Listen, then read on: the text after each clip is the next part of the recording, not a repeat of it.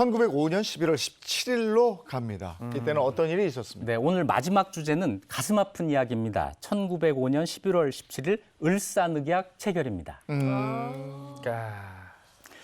을사늑약은 대한제국의 외교권을 박탈당한 거예요. 네네. 외교권을 박탈당한다는 게 어떤 의미인지 혹시 아세요? 뭐 대외적으로는 우리나라 이름이 없어지는 그런 느낌이 아닐까요? 그렇습니다. 세계에서 대한제국이 실종되는 네. 거예요. 대한제국의 외교는 언제나 일본을 거쳐서 해야 된다.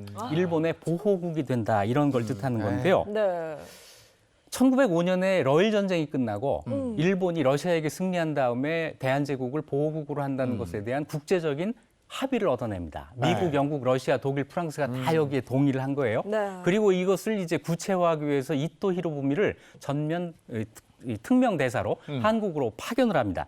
고종은 이 조약에 반대를 하고 이토를 만나지를 않았어요. 네. 근데 그러면 이토 히로부미가 가만히 있지 않았을 텐데. 네, 그래서 이토가 고종을 제치고 한국의 대신들을 직접 상대합니다. 한국의 대신 8명을 직접 모아놓고 여기에서 1대1로 협박을 해요. 군대까지 동원을 했었습니다. 네. 네. 이 진짜 말도 안 되는 조약이거든요. 네, 8명이 이제 이 사람들인데요. 한 사람씩 조약을 체결할 거냐 말 거냐를 묻습니다. 네. 그런데 여기에서 참정 대신이었던 한규설은 끝까지 반대하고 자리를 박차고 나가다가 졸도를 해버릴 정도였어요. 그리고 민현기도 끝까지 반대했고, 자, 이렇게 반대가 있으니까 이완용이 나서서 지금 상황이 이렇게 되는데 방법이 없다. 그래서 강력히 이걸 체결해야 된다고 주장을 합니다. 그러면서 5사람이 찬성을 하니까 이또가 8명 중에 5명 찬성이니까 통과다. 이렇게 선언을 해버려요. 네.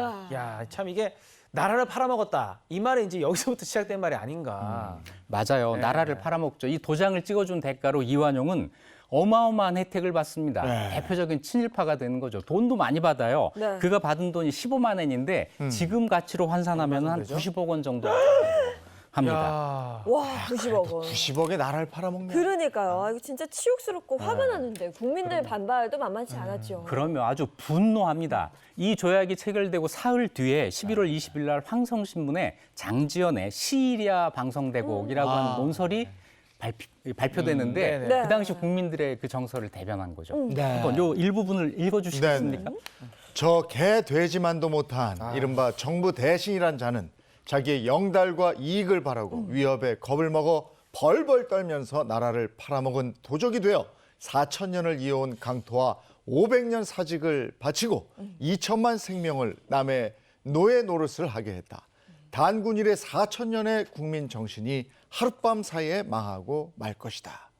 아, 원통하고 원통하다. 동포요, 동포요. 이런 거.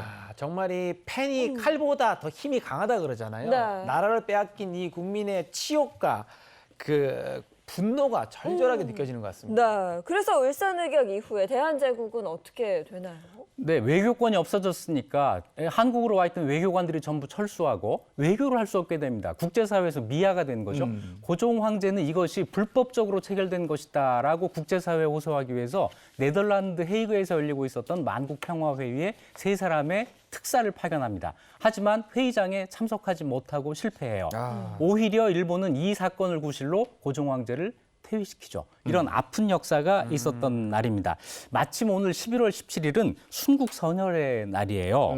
자, 국권을 회복을 위해서 헌신하신 이분들을 우리가 기억해야 되는 날인데 그것보다도 앞으로는 을사늑약과 같은 이런 일이 다시는 없도록 우리가 다짐을 해야 되는 그런 날이기도 합니다.